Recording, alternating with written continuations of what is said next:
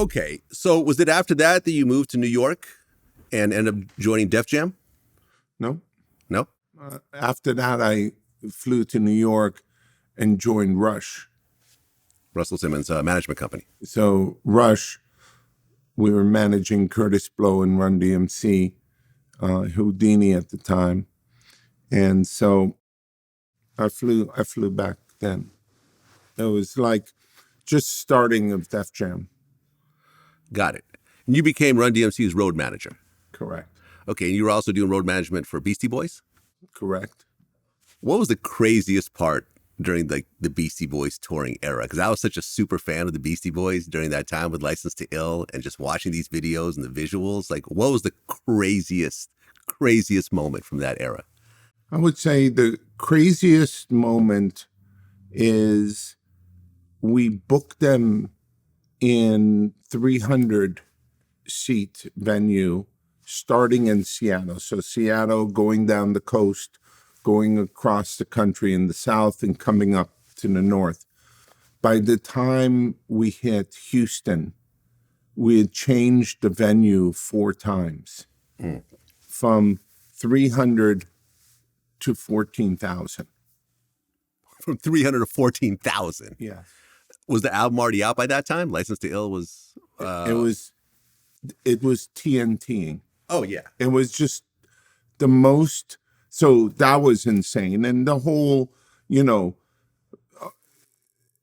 was...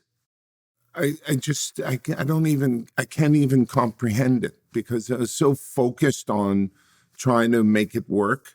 Okay, so at what point you went from management to actually being an employee at Def Jam, and you worked your way up to president of Def Jam? Is that accurate? I don't know if I was president, but I became the owner of Def Jam. The owner. Yeah. Right. Because when you guys sold in 98. Remember that I think Rick left in 88, 89. You could do the research. And Russell went to California to start making films. I think it was 89. And we ended up selling the company, I think, in 99. I'm not sure. Yeah, 98, 99 is where I'm finding it. Right. Def Jam got sold for $100 million when Polygram merged with Universal. I talked to Russell the other night. That's really not the right number. That's not the right number? No. Higher? Much higher. Can you say what it is? We sold it for $360. The value of the company was $360. They already owned a piece of it. Polygram owned a piece of it, and Polygram was bought by Universal.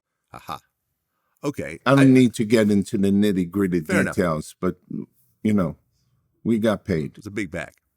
We got a big bag, yes. Right. And I talked to Russell the other night, and he said that when he was selling, you originally had 25% of Def Jam, but he raised it to 33%.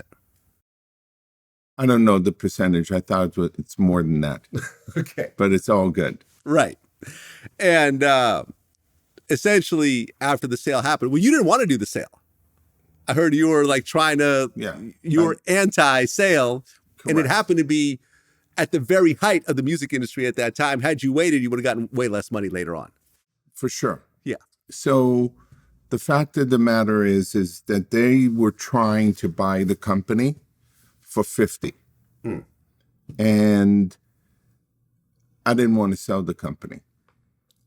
But there was a natural clock on it. So there's all these deals. First of all, we made deals when we didn't know all the ins and outs of how deals worked. We're learning on the job. And so I would say that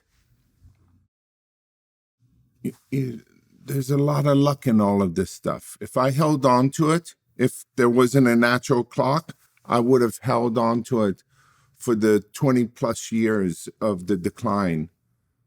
And so the fact that there was a clock, we sold 4 months after DMX, Ja Rule, Jay-Z, and I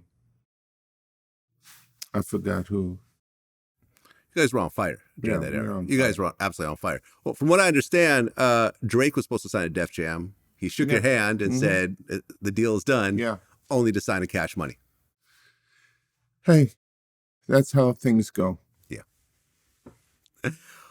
He did great. I did great. So yes, everyone all did good, great. All good.